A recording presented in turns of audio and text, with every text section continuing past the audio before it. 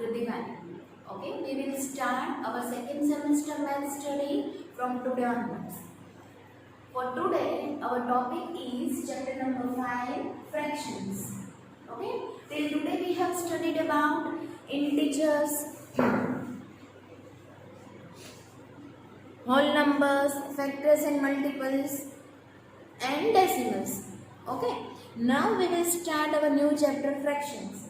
In our previous lecture, before exams in semester 1, we had our chapter number 7. Okay, chapter number 7 हमने जब किया था तो उसमें सब्ट्रैक्शन की एक्सरसाइज शायद हमने छोड़ दी थी. No, so now that chapter is gone and we will not repeat it right now again. Okay, उसको हम फिर से यहाँ पे रिपीट नहीं करेंगे 7 चैप्टर को.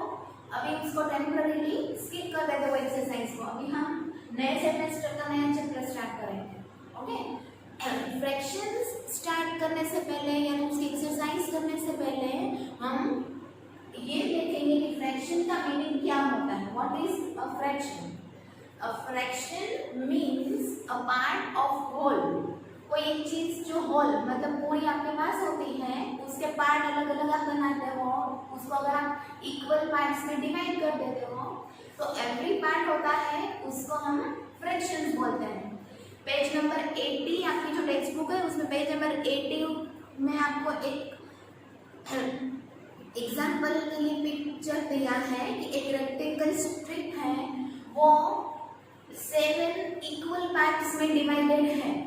ओके, तो ये जो 7 पार्ट है उसका ईच पार्ट जो है वो उसका फ्रैक्शन है. ओके, फॉर एन एग्जाम्पल अगर आपके पास एक चॉकलेट है, फिर आप अपने 5 फ्रेंड्स में उसको बांटना चाहते हो तो you will need to divide it into equal 5 pieces. आपको उसके 5 इक्वल पीस बनाने पड़ेंगे. तो every piece will be called a fraction of a chocolate. पूरी जो चॉकलेट है होल, उसका एक वो फ्रैक्शन है. So this is fraction. A part of whole is called a fraction. Fraction के दो नंबर्स या तो दो पार्ट्स हैं. एक है उसका न्यूमरेटर एंड एक है उसका डिनोमिनेटर. फॉर एन एग्जाम्पल यहाँ पे मैंने 1/5 लिखा है, तो यहाँ पे 1 है वो उसका न्यूमरेटर है. Okay, and 5 is the denominator. Okay, 5 क्या है? Denominator of a fraction. नीचे का जो नंबर है उसको हम डिनोमिनेटर बोलते हैं और ऊपर का नंबर है उसको हम न्यूमरेटर बोलते हैं. ओके, अगर आपके पास कोई आप वही स्ट्रिप फिर से देख लो, पेज नंबर 80 आपकी टेक्स्ट बुक का है, उसमें जो स्ट्रिप आपको दी है उसको आप फिर से once more you just look at it, so you will find out कि जो 7 अलग अलग पार्ट्स उसके बनाए हुए हैं उसमें से 3 पार्ट्स शेडेड है. I think 3 are shaded. No, 4 parts are shaded. Okay, तो अगर हम shaded part का fraction represent करना चाहेंगे तो हम कैसे लिखेंगे कि 7 altogether parts है, उसमें से 4 parts shaded है. Okay, तो this is the fraction number. So this is the fraction. Okay, अब इसको हम कैसे रीड करेंगे या तो हम वर्ड्स में कैसे लिखेंगे, वो हमारा फ्रैक्शनल नंबर बनेगा, है ना. ये है वो फ्रैक्शन है. अब इसको हम नंबर नेम्स में लिखेंगे तो वो उसका फ्रैक्शनल नंबर बन जाएगा. See here what will be the number name of this fraction? 4 7. You can see that when denominator मैंने लिखा है जब, तो उसको मैंने ऑर्डिनल नंबर से रिप्रेजेंट किया है और जो न्यूमरेटर है वो कार्डिनल नंबर से रिप्रेजेंट होता है. एनी फ्रैक्शन जब आप वर्ड्स में या तो नंबर नेम्स में लिखने चाहते हो तो उसका न्यूमरेटर होता है, तो आप कार्डिनल नंबर में लिखते हो, एंड जो 7th वो ऑर्डिनल नंबर में लिखा है. That will decide the order. तो वो ऑर्डिनल नंबर्स होते हैं, तो वो मैंने डिनोमिनेटर ऑर्डिनल नंबर में लिखा है. See here if I want to write this fraction into words और in number names, then what will I write? 1/5. Okay, तो जो न्यूमरेटर है वो कार्डिनल नंबर है एंड डिनोमिनेटर है वो ऑर्डिनल नंबर है. This way we will write down the fractional number. This is the fractional number and this is the fraction itself. Okay, so how we will represent the 1/3 of a day? अगर आपको बोला कि what will be the 1/3 of a day, तो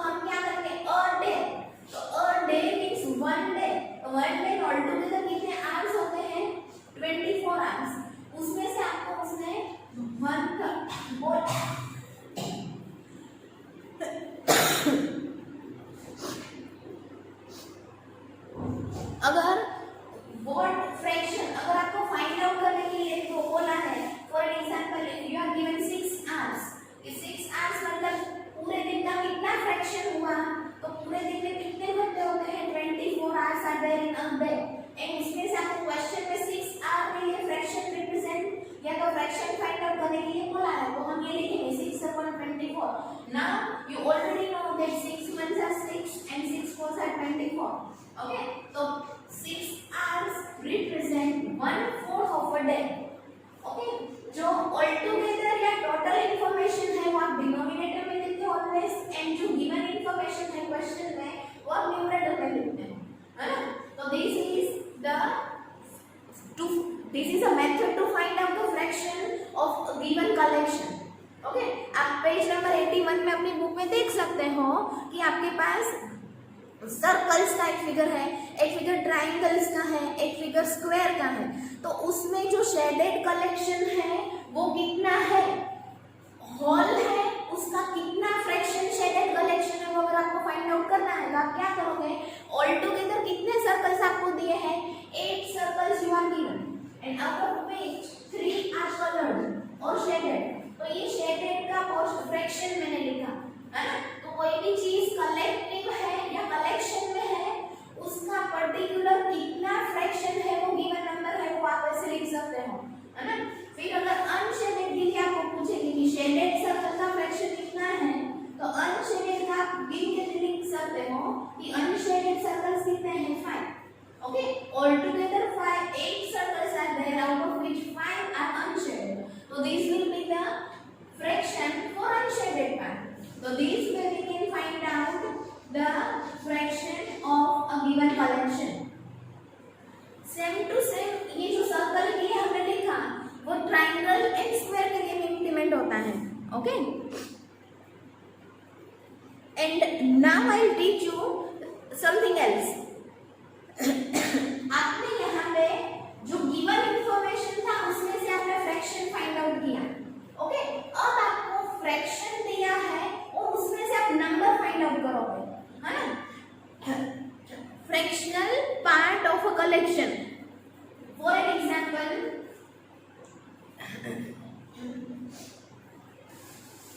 see here I once more explain you the difference between these two things.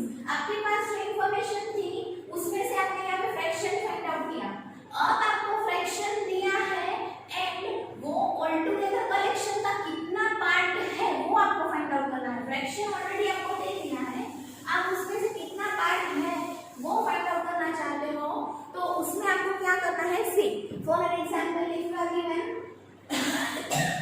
3/4 of 3/4 of a day, 3/4 of a day. A day means you already know 24 hours a day. Okay, 24 hours, 3/4, and when you write down off you will have to multiply the number. Okay, so 4 ones are 4 and 4 6 are 24, so 18 hours. Okay, तो यहाँ पे आपके पास hours की information मिली। Okay, fraction आपके पास already available था, उसमें से आपने फाइंड आउट किया data. For example 1/4 of litre, एक 1 लीटर है उसका 1/4 फ्रैक्शन है, वो एक्चुअली कलेक्शन में या अमाउंट में कितना होता है वो, तो 1/4 and of you are given means you will multiply a liter means 1000 milliliters. Okay, liter is equals to 1000 milliliters. Now what will we do, 4 ones are 4 and 4 25s are 100 plus one more 0, that is 250 ml. This is the fraction given and out of which you have find out the collection. Okay, पहले जो हमने किया था वो collection में से उसका fraction find out किया, अब आपको फ्रैक्शन दिया है ऑलरेडी तो आप उसका कलेक्शन में फाइंड आउट करोगे। ठीक है, तो these were two different things about fraction, two different methods I have taught you. Okay, मैंने आपको सिखाया। अब हम एक्सरसाइज में जाएंगे। Exercise 5A, write the fraction representing the shaded portion. जो आपको फिगर्स दिए हैं उसमें थोड़े बहुत पार्ट दिए हुए उसके, और उसमें से थोड़े पार्ट्स शेडेड है, थोड़े अनशेडेड है। आपको क्या करना है कि जो शेडेड पार्ट्स हैं उनका फ्रैक्शन लिखना है। ओके, अगर आपको पता है, अब आपको फ्रैक्शन अगर लिखना है तो नीचे मतलब कि डिनोमिनेटर में जो ऑल टुगेदर होता है, जितने ऑल टुगेदर पार्ट्स बने हैं वो हम लिखेंगे।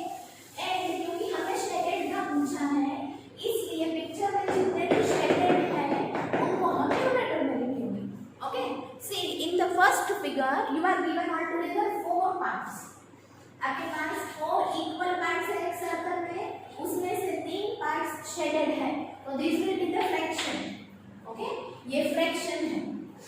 नेक्स्ट वन, 4 ट्रायंगल्स मेरे को दिख रहे हैं, छोटे छोटे, एक बड़ा ट्रायंगल है उसमें मैंने 4 ट्रायंगल्स बनाए हैं।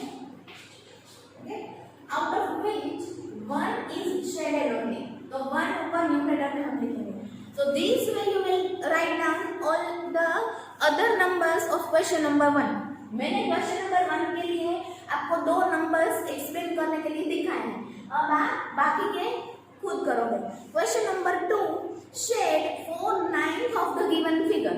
आपको शेड करना है, कितना शेड करना है, जो एक स्क्वायर है उसमें 9 इक्वल पार्ट्स बनाए हुए हैं, उसमें से 4 पार्ट्स को आप शेड करना चाह रहे हो, क्योंकि आपको 4/9 सेक्शन को शेड करने के लिए बोला है।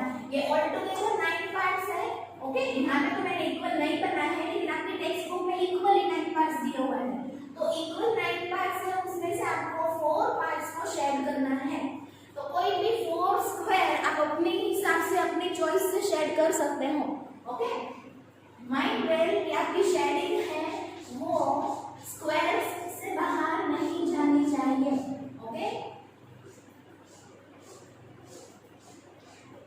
so you can see here I have shaded any 4 squares of my choice. Okay, आप अपने हिसाब से कोई और 4 स्क्वायर को शेड कर सकते हो, लेकिन 4 ही, इससे ज्यादा या कम नहीं।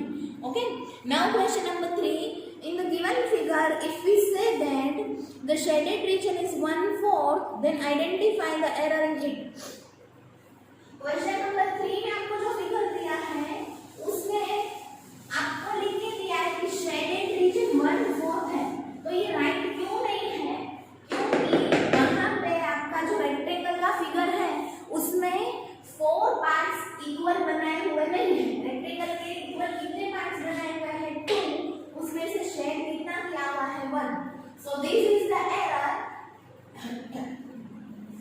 4 parts, sorry, 2 equal parts are made of this rectangle, not 4. So the fraction will be 1/2, not 1/4. ये आपका आंसर है, ठीक है। What will you write down in your pen or book? In the given figure,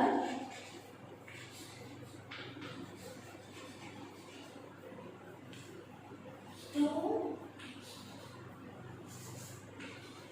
equal parts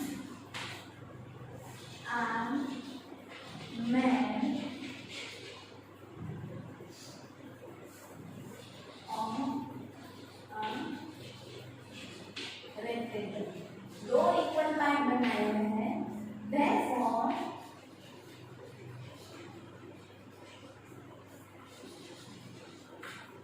the fraction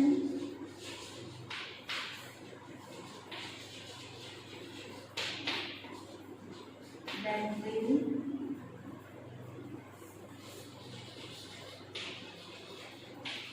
represent the shaded part will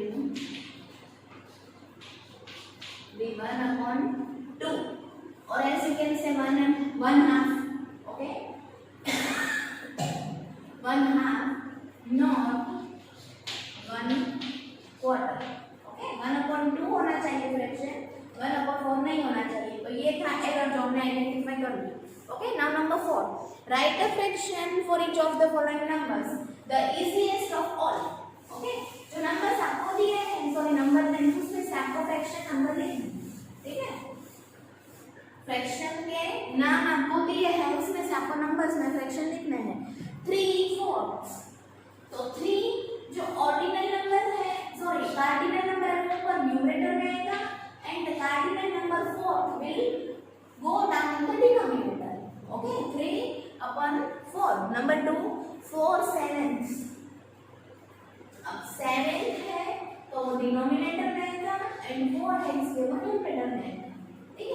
Now you will finish the rest of the questions of question number 4 in exercise 5A. Okay, because it is not too tough. Okay, it is not too hard to solve for you. Now we'll move to the next question number 5. Write down the numerator and the denominator of each of the following fractions given below. अब इसमें से भी मैं कोई एक ही करूंगी. I will select number 4. Okay, question number 5, in which I am doing number 4 for you, that is 12/7. 12/7 है, उसमें से न्यूमरेटर कौन सा है, डिनोमिनेटर कौन सा है, वो आपको जस्ट लिखना है. तो numerator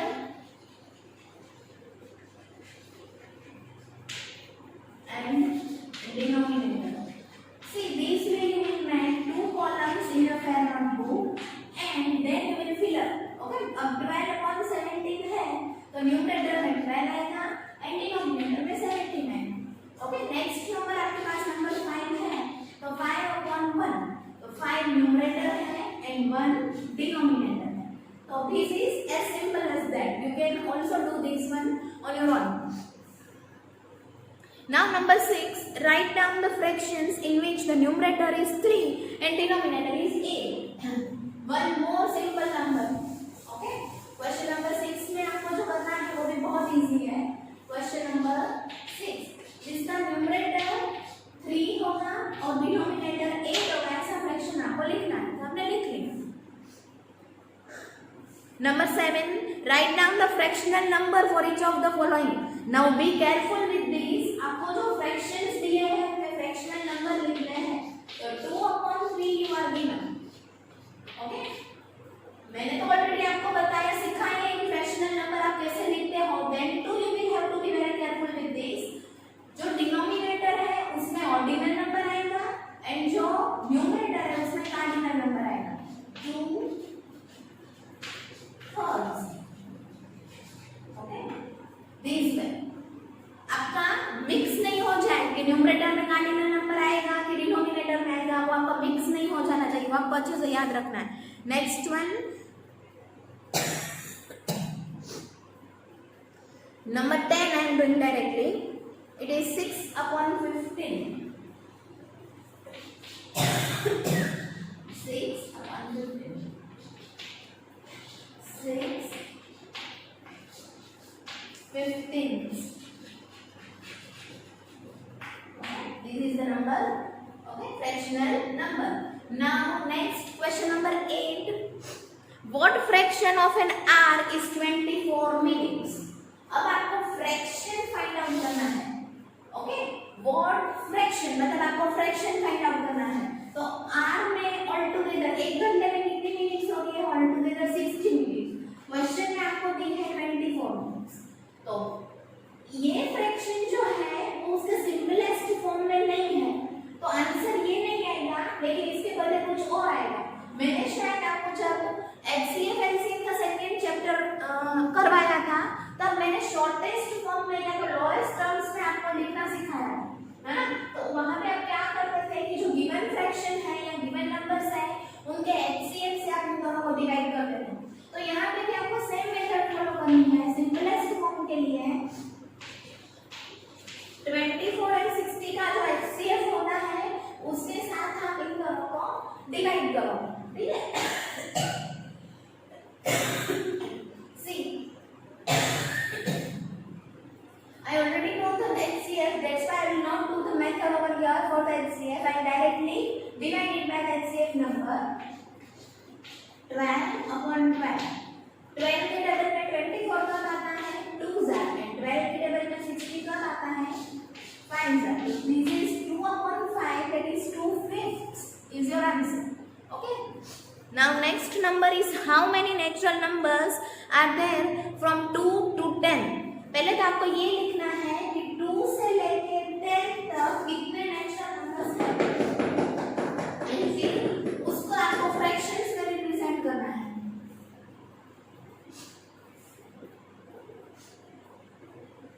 From 2 to 10 and what fraction of them are prime numbers. पहले तो 2 से लेके 10 तक ऑल टुगेदर नेचुरल नंबर्स कितने हो रहे हैं वो हमें लिखना पड़ेगा, है ना.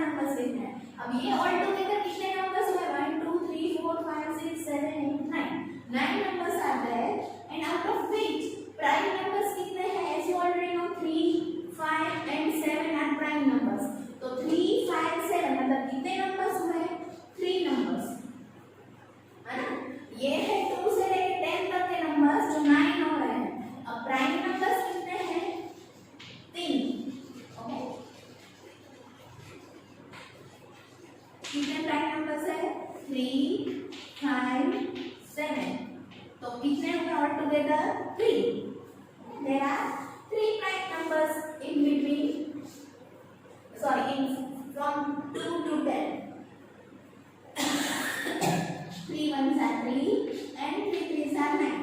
So 1/3 of these numbers are prime. Okay. Now next number, determine 2/3 of 15 pence. Okay, ये भी बहुत इजी है आपके लिए. Question number 10. 2/3 of 15 pence. अब 2/3 of मतलब 2/3 will be multiplied by 15. Of मतलब multiply. Okay. 3 ones are 3 and 3 fives are 15. अब कितना बचा आपके पास? 2 into 5. That means 2 fives are 10 times. This way you will solve. Okay. Next number 11. Determine 3/4 of 16 cups. 3/4 of 16 cups.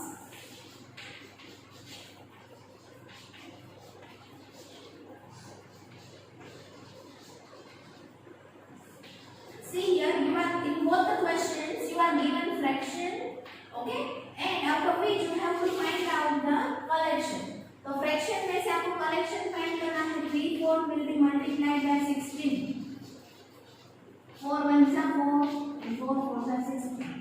3 fours are 12 cups. Are remaining. Collection find किया हमने. ये हो गया question number 11. अब हम जाएंगे 12 में. Neelam has 25 pencils. She gives 4/5 of them to Meena. 2 friends है. एक फ्रेंड है वो दूसरी को अपने थोड़े पेन्स है वो दे रही है. तो कितनी पेन्स दे रही है वो नहीं दिया है, लेकिन ऑल टुगेदर जितनी पेन्स उसके पास है उसका थोड़ा बहुत फ्रैक्शन वो उसको दे रही है वो आपको दिया है. तो how many pencils does Meena get and how many pencils are left with Neelam? Okay, Neelam के पास all together 25 pencils है. उसमें से उसने 3/5 है उसके फ्रेंड मीना को दे दी. Sorry, 4/5. Question number 12. Okay, 4/5 of 25 pencils. तो कितना हुआ?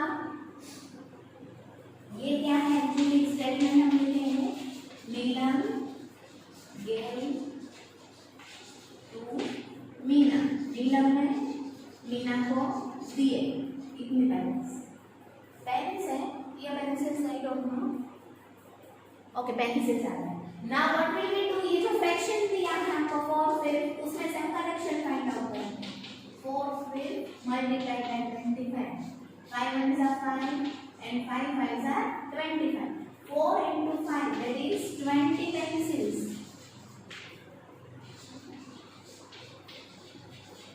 20 pencils नीलम है उसे मीना को दे दी अपने पास 3 में से. Okay, 20 pencils. And how many pencils are left with Neelam? Okay. Neelam gave 20 pencils to Meena and 25 में से 20 पेंसिल्स उसने अपने फ्रेंड को दे दी है. तो उसके पास कितनी बचेगी? बुक के पास 5 pencils. Okay, 5 pencils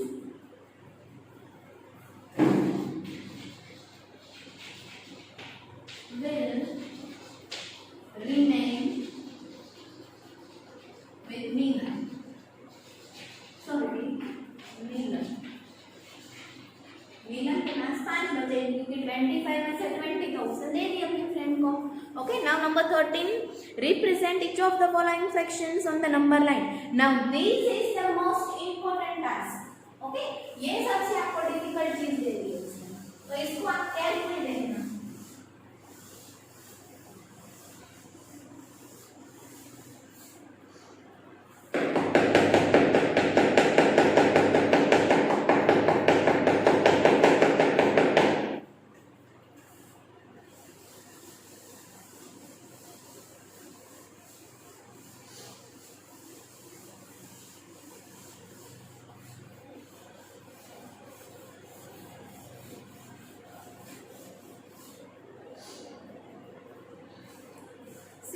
number 1 is 3/8। आपको नंबर लाइन पे रिप्रेजेंट करना है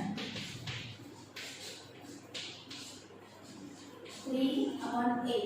अब आपको मैं एक बात बताऊंगी, ये जो फ्रैक्शन है वो कौन से टाइप का है? ये प्रॉपर फ्रैक्शन है।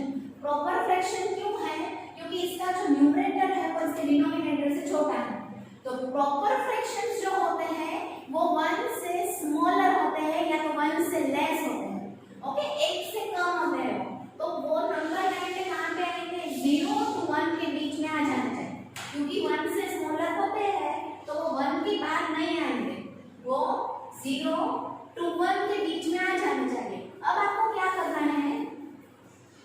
सी, आपको पता है ऑलरेडी नंबर लाइन पे मिडिल में 0 होता है, राइट हैंड साइड में पॉजिटिव नंबर्स होते हैं, लेफ्ट हैंड साइड में नेगेटिव नंबर्स होते हैं। These things you already know. Okay, now what we have to do new is that कि आपको 0 से लेके 1 तक कितने मार्क्स बनाने हैं? 8 इक्वल पार्ट्स बनाने हैं। 1 2 3 4 5 6 7 8 ये हो गए 0 से लेके 1 तक 8 इक्वल पार्ट्स। ओके, अब आपको क्या करना है? सी, 0 ये हुआ और ये हुआ 1, 0 to 1। What I have done is exactly 8 parts बनाए हैं मैंने। जितना डिनोमिनेटर में आपको नंबर दिया है उतने पार्ट्स आपको बनाने हैं। Then what we have to do?